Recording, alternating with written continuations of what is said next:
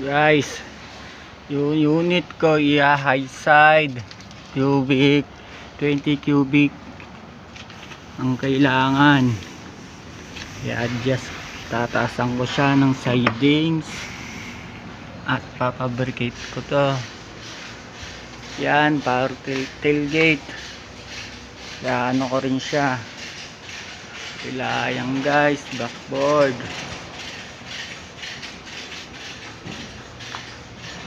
Day 1 tayo ngayon guys, day 1. Yan guys, madami yan. Align ko bumper guys.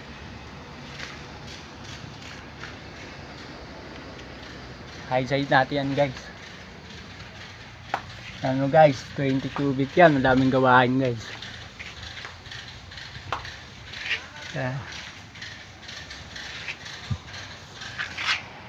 Tatas-tasin ko na yan guys. Ayun, init.